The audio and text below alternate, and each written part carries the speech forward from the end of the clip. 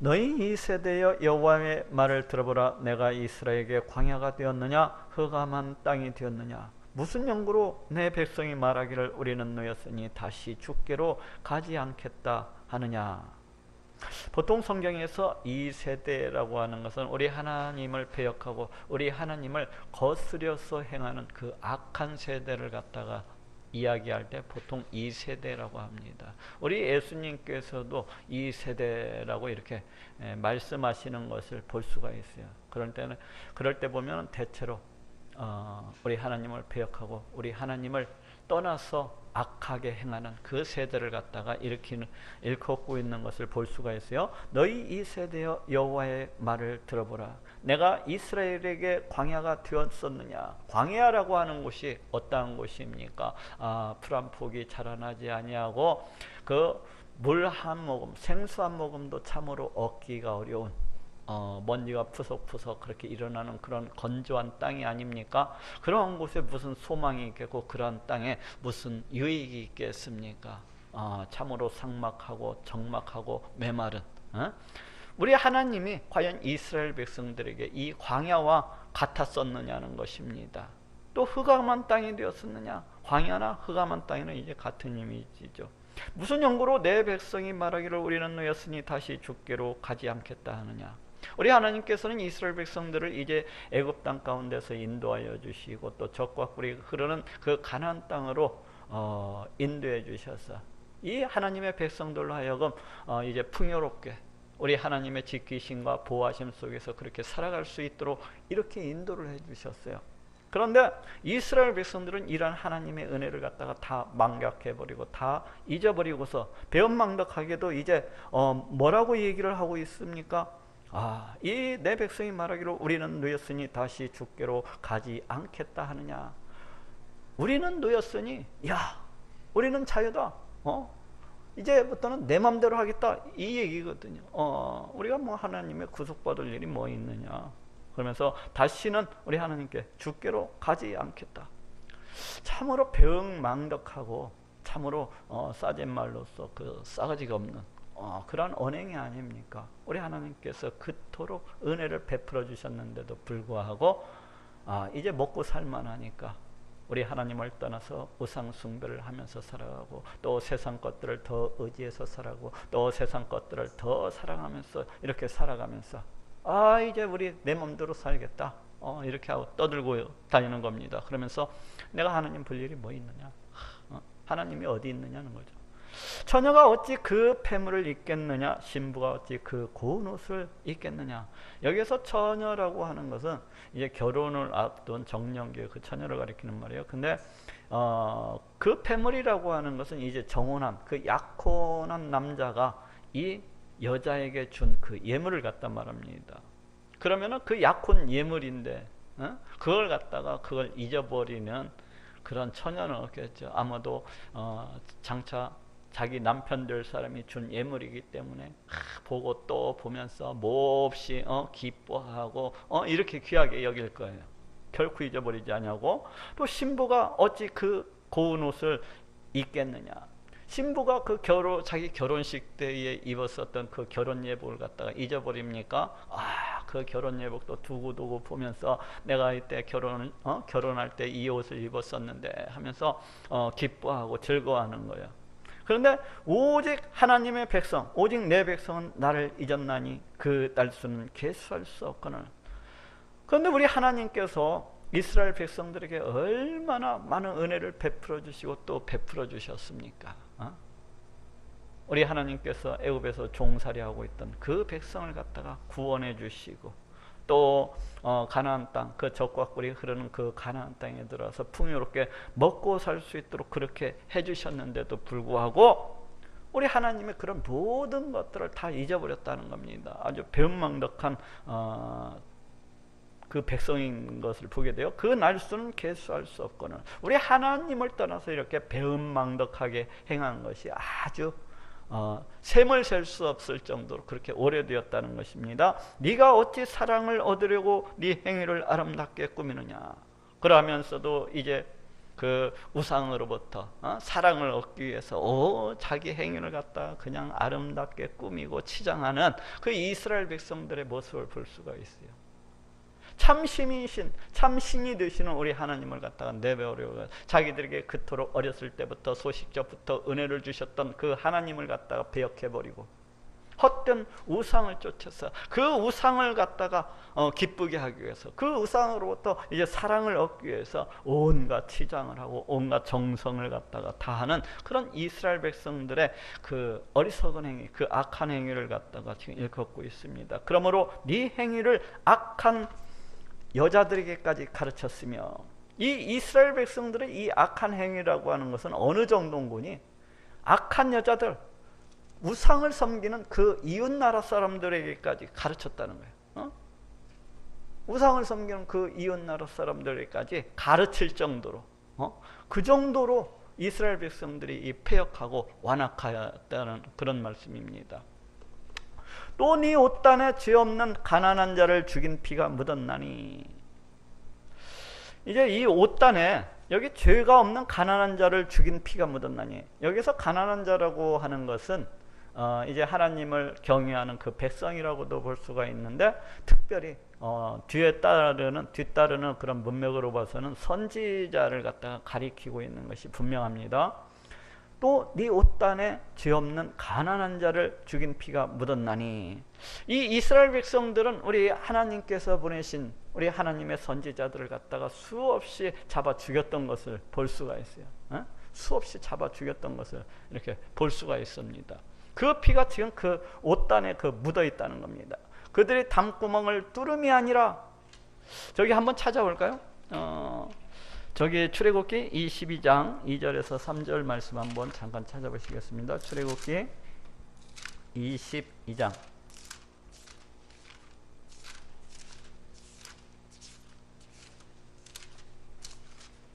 출애굽기 22장 2절 3절 말씀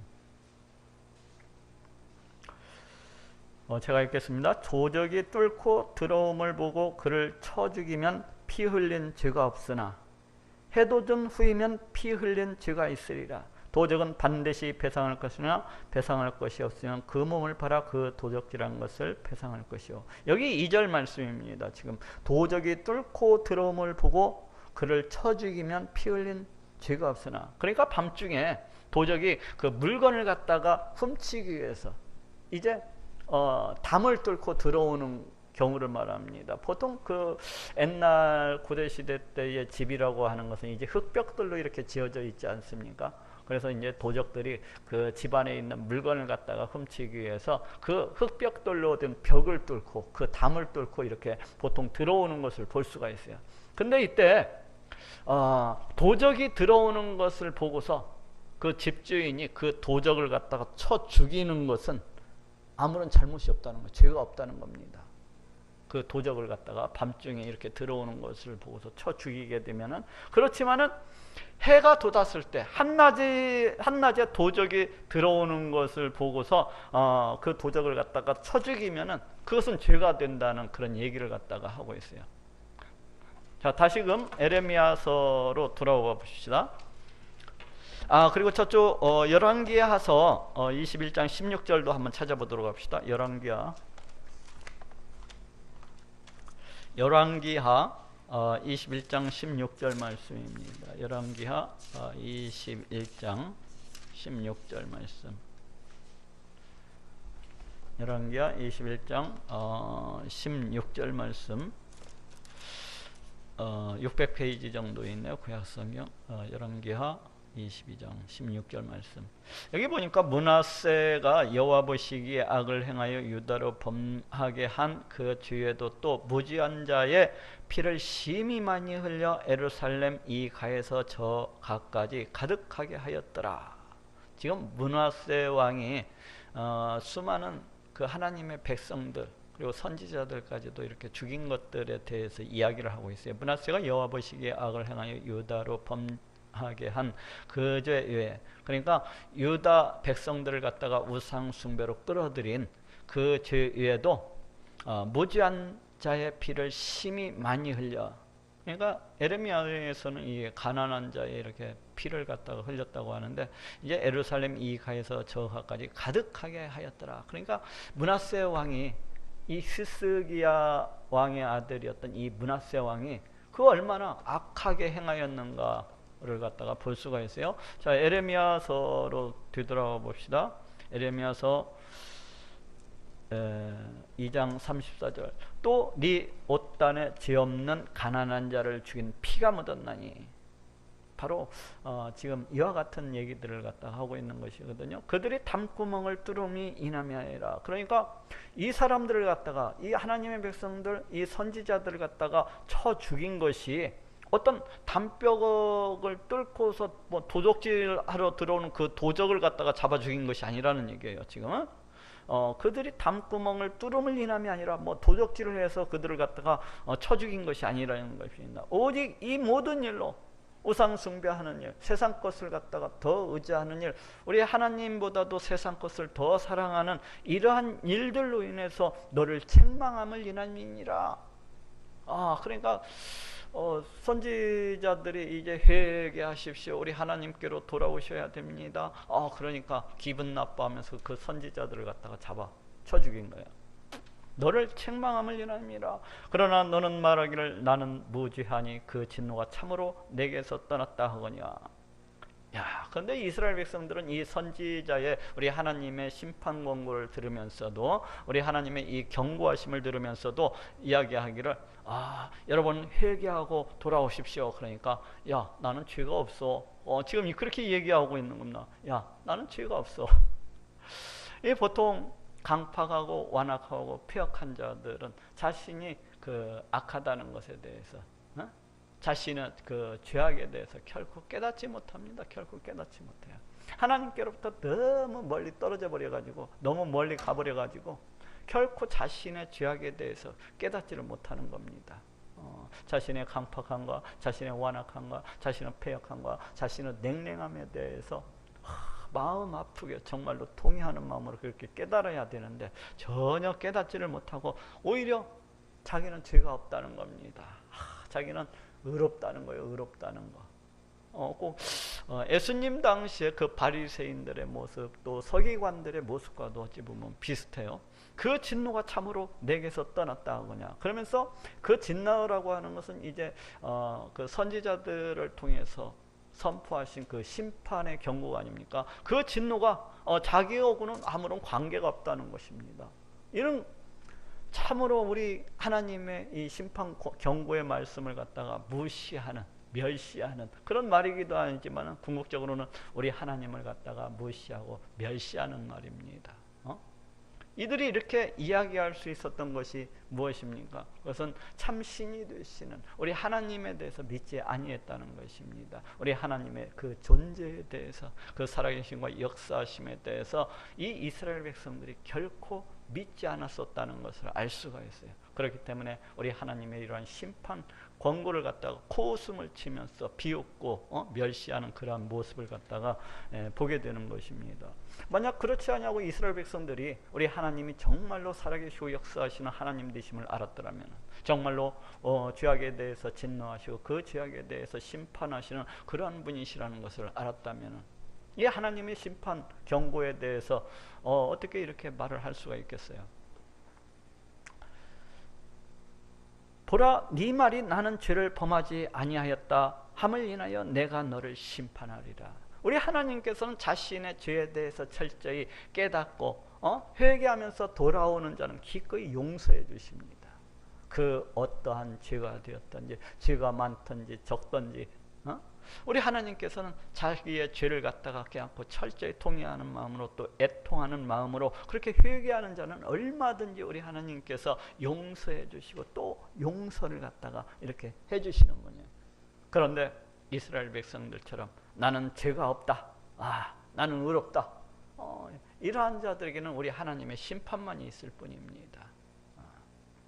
오늘날에도 이는 마찬가지죠. 오늘날에도 예수님께서는 우리를 죄로부터 구원하시기 위해서 이 땅 가운데 오셔서 십자가에 달려 피 흘려 죽으신 분이에요. 그런데 자기의 죄를 갖다가 깨닫지 못한다면, 자기가 죄인이라는 것을 갖다가 깨닫지 못한다면, 우리 예수님의 그 존재를 갖다가 필요성을 못 느끼는 겁니다. 결국에는 내가 죄인이라는 것을 알아요. 내가 영원히 죽을 수밖에 없는, 영원한 지옥 불못에 떨어질 수밖에 없는 그런 죄인이라는 것을 갖다가 자각해야만, 오 하나님, 이 죄인을 어찌하면 좋으리까? 오 하나님, 이 죄로부터 이 죄인을 구원해 주옵소서. 예수님이 필요한 겁니다. 그래야 예수님이 필요한 것을 알고 예수님 앞에 나아가게 되는 거예요.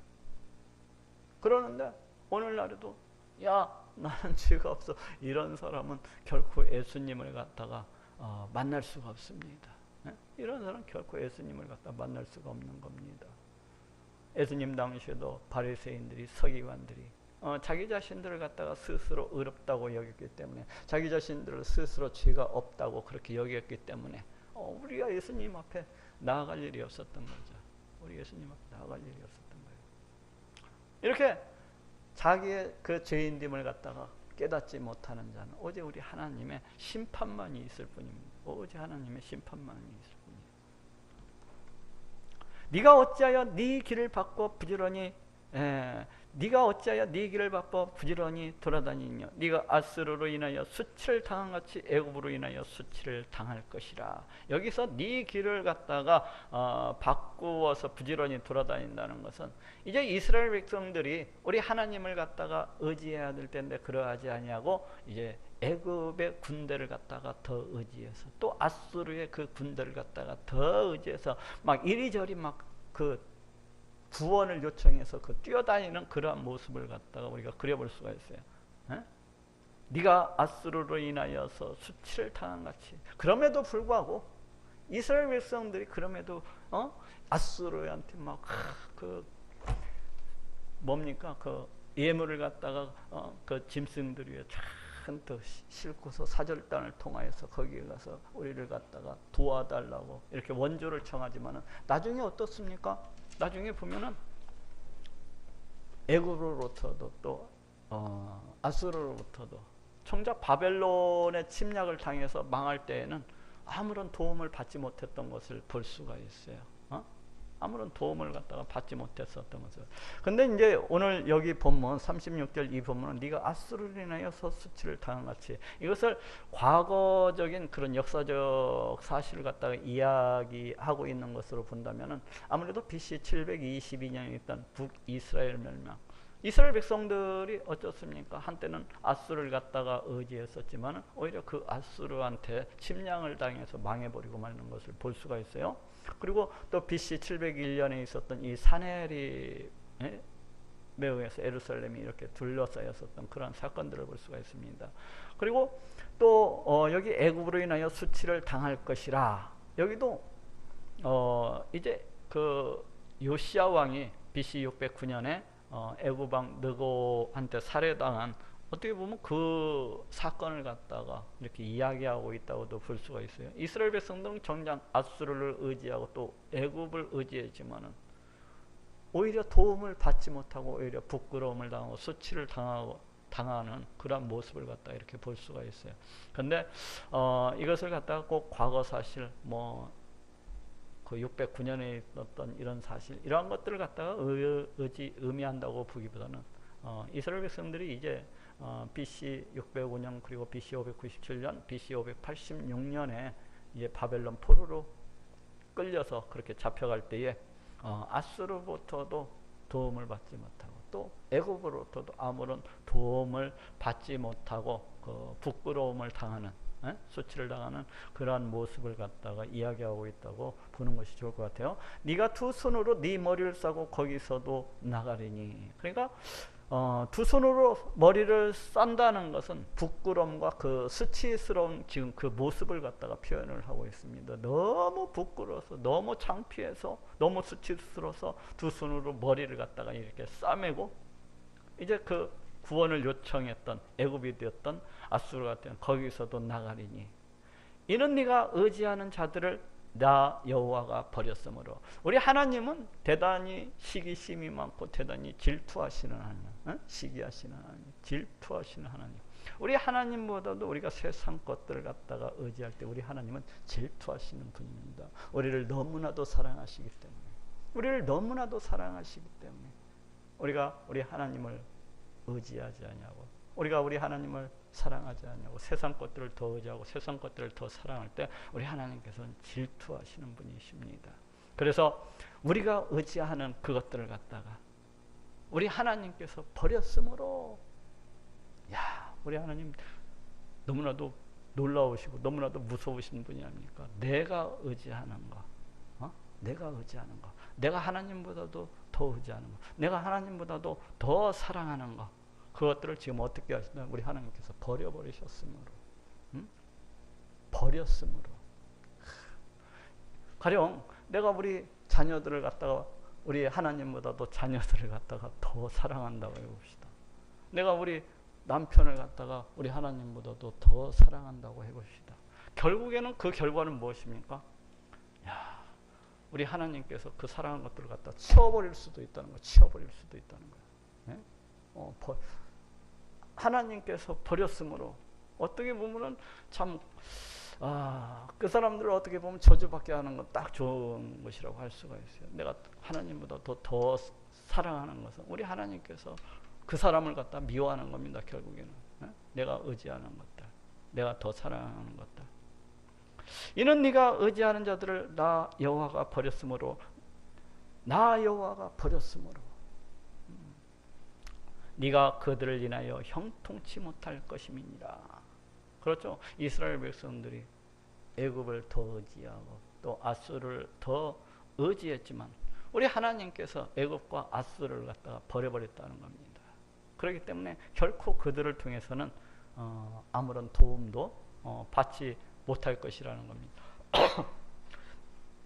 실제적으로 이스라엘 백성들이 바벨론에 포로로 갈 때 아수르나 이 애굽이 아무런 도움이 되지 못했던 것을 이렇게 볼 수가 있습니다. 세상에서 말하기를 가령 사람이 그 아내를 버림으로 그가 떠나 타인의 아내가 된다 하자 본부가 그를 다시 받겠느냐. 이 말씀도 한번 찾아보도록 합시다. 저쪽 신명기서 24장 1절에서 4절 말씀입니다.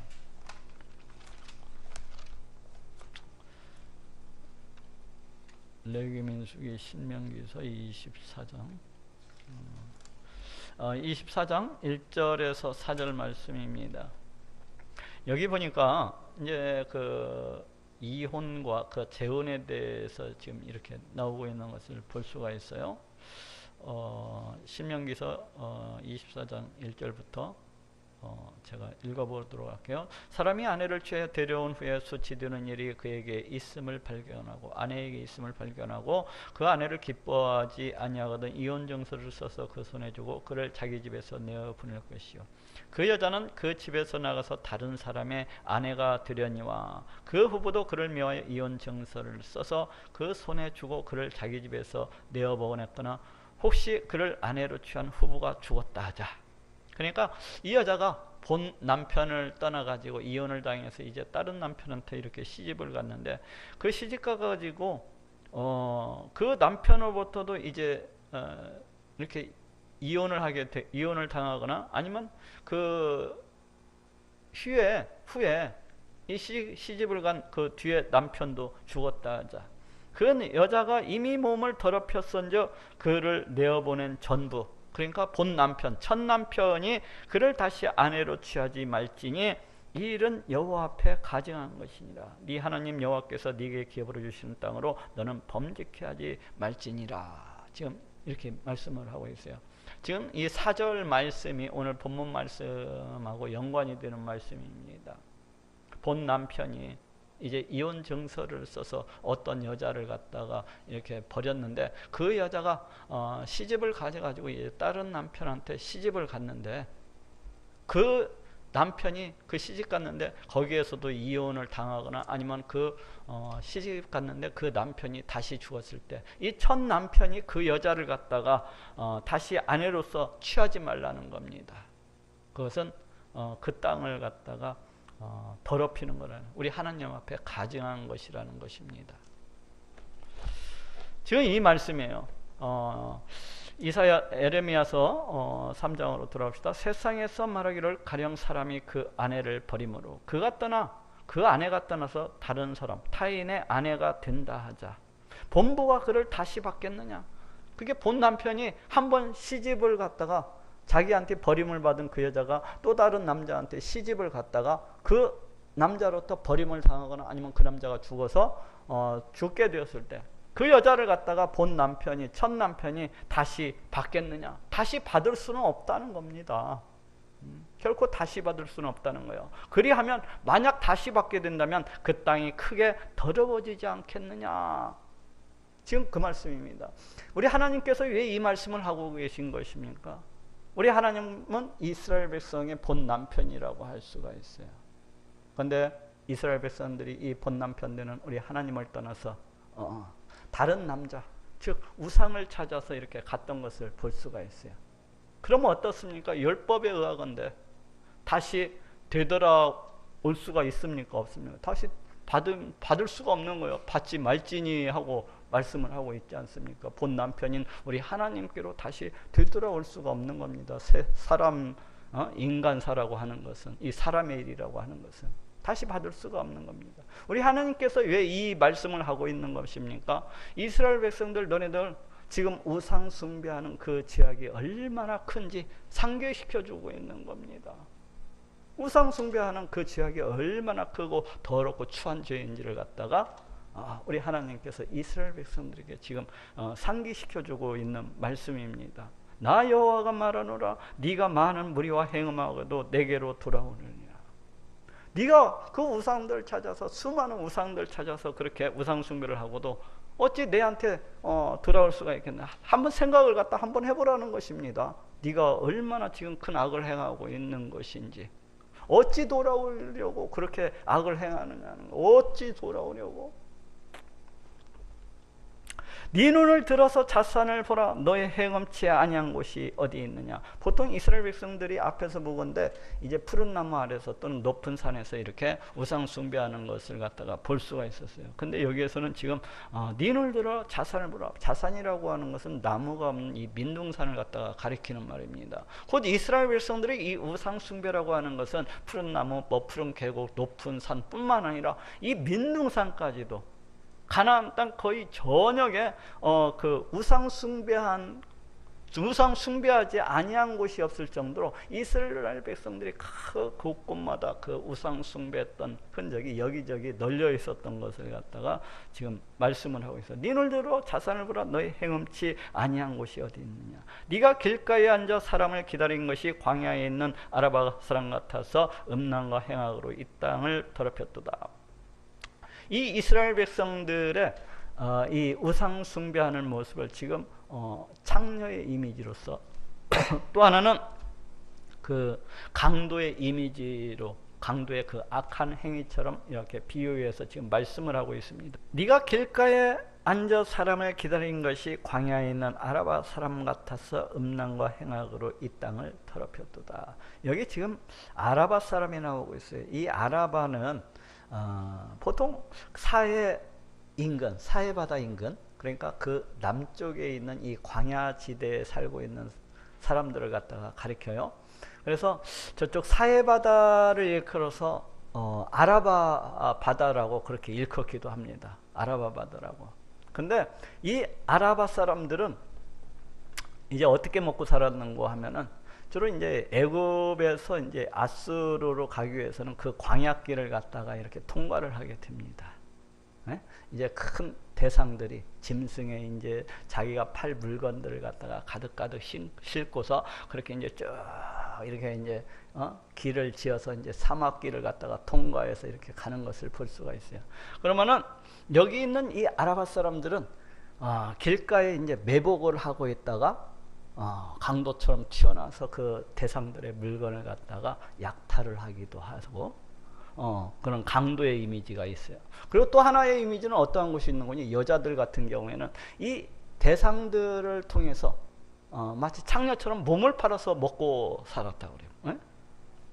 이 대상들 그 행렬을 통해서 길가에 나와가지고 이제 지나가는 그 상인들한테 추파를 던지면서 몸을 파는 그 창녀의 이미지를 갖다가 이제 동시에 일컫고 있어요. 그래서 여기서 네가 길가에 앉아 사람을 기다린 것 바로 이것이 이제 그 사람들의 그러한 이미지입니다. 이미지예요. 기다린 것이 광야에 있는 아라바 사람 같아서 음란과 행악으로 이 땅을 더럽혔도다. 곧 이스라엘 백성들이 우상을 숭배하는 이러한 모습은 곧 창녀가 길가에 앉아서 사람을 기다리는 것과 같고, 또 강도가 길가에 숨어가지고 이제 지나가는 그 사람들의 물건을 갖다가 약탈을 하는 이런 악한 행위와도 같다고 지금 일컫고 있어요.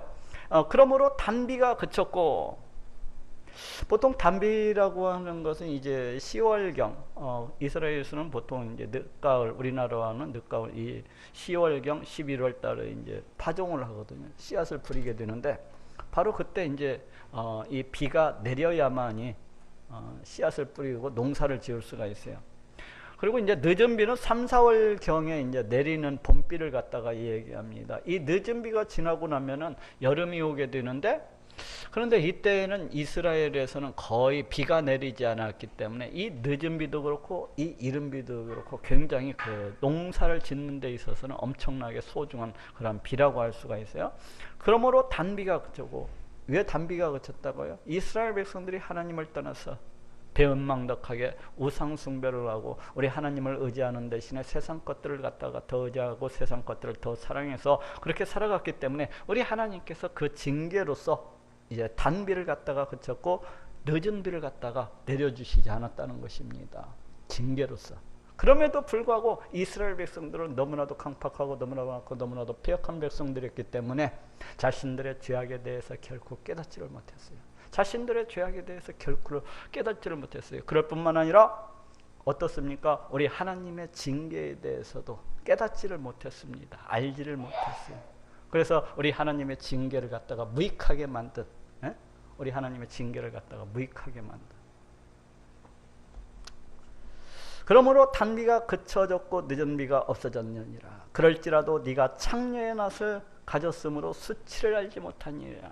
보통 창녀들이라고 하는 것은 몸을 갖다가 이렇게 팔면서도 그 수치를 갖다가, 그 부끄러움을 갖다가 알지 못하지 않습니까? 그렇기 때문에 많은 사람들 앞에 나와서 호객행위 하는 것도 이렇게 볼 수가 있고, 이렇게 네가 창녀의 낯을 가졌으므로 수치를 알지 못하느니라. 이스라엘 백성들이 이와 같이 창녀의 낯을 갖다가 가졌기 때문에 본 남편형 우리 하나님을 떠나서 그 다른 남자라고 할 수 있는 그 우상 숭배, 영적 간음을 갖다가 그렇게 행하면서도 결코 부끄러움, 결코 수치를 갖다가 알지 못했다는 거예요. 네가 이제부터는 내게 부르짖기를 나의 아버지여, 아버지는 나의 소시의 애호자 시오니. 여기에서 애호자라고 하는 것은 뭐 친한 친구 또는 뭐 사랑스러운 남편 아니면 가까운 남편, 뭐 이런 호칭이라고 할 수가 있어요. 네가 이제부터는 내게 부르짖기를 나의 아버지여, 아버지는 나의 소시여 애호자 시오니. 이 말씀은 뭔 말인 거니? 지금 이스라엘 백성들이 요시야 왕 600, 그러니까 BC 628년에 요시야 왕이 이제 종교 개혁을 갖다가 이렇게 시작하는 것을 볼 수가 있어요. 그리고 이제 에레미야 선지자는 BC 627년에 그 소명을 받아서 이 사역을 선포하는 것을 볼 수가 있었고, BC 622년에 예루살렘 성전을 갖다가 수리하다가 율법책을 갖다가 발견을 하게 됩니다. 그러면서 이 요시야 왕의 종교개혁이 탄력을 받고서 이렇게 추진해 나가는 것을 볼 수가 있어요. 그런데 이 이스라엘 백성들은 그때 당시에 너무나도 이 우상 숭배에 대한 이 뿌리가 깊었기 때문에 우리 하나님께로부터 너무나 멀리 떨어져 나가 있었기 때문에 이 요시야 왕의 종교개혁에도 불구하고, 이 요시야 왕의 이 종교개혁에도 불구하고 결코 그 악한 우상숭배로부터 결코 돌아서지 못했다고요. 그저 겉으로는 우리 하나님께 회개하고 돌아온 모습을 보였지만은 그 내부적으로는 하나님으로부터 여전히 떠나가지고 여전히 우상 숭배하는 그런 모습을 갖다가 이 백성들이 이렇게 보였다고 그래요. 어떻게 보면 요시야 왕이 위에서부터 이제 명령을 내려서 너희가 하나님을 섬기라 하니까 이 백성들이 그 명령에 대해서 피상적으로는 쫓는 것처럼 하면서 역시 마찬가지로 자신들이 어렸을 때 맞아왔던, 자신들이 일생 동안 살아오면서 그 가졌었던 그 우상 숭배 행위를 갖다가 결코 내려놓지 못했던 모습을 갖다가 지금 이야기를 하고 있습니다. 네가 이제부터는 내게 부르기를 나의 아버지여, 아버지는 나의 수시여 애호자시오니 노를 한없이 계속하시겠으며 끝까지 두시겠나이까 하지 않겠느냐. 보라, 네가 이같이 말하여도 악을 행하여 네 욕심을 이루었느라 하시니라. 그러니까 피상적으로는 우리 하나님 앞에 나와서 하나님은 우리가 어릴 적부터 뭐 나의 가까운 친구나 가까운 남편이시니 내 죄를 뭐 용서해 주시지, 용서해 주십시오, 뭐 이렇게 떠들지만은, 그러면서도 여전히 우상 숭배를 하여서 그 욕심을 갖다가 이루었다는 것입니다. 그러니까 겉모습만 이렇게 피상적인 종교, 요시야 시대의 그 종교 개혁 속에서 이 백성들의 태도가 어떠했었는지를 갖다가 오늘 본문을 통해서 이렇게 짐작해 볼 수가 있습니다. 보라, 네가 이같이 말하여도 악을 행하여 우상 숭배를 갖다가 계속 이렇게 하고 또 우리 하나님보다도 세상 것 애굽을 더 의지하고 아수를 갖다가 더 의지해서 네 욕심을 이루었느니라. 그 욕심을 갖다가 절제하고 이렇게 뉘우쳐서 돌이킨 것이 아니라 그 욕심을 갖다가 그대로 실행에 옮겼다는 것입니다.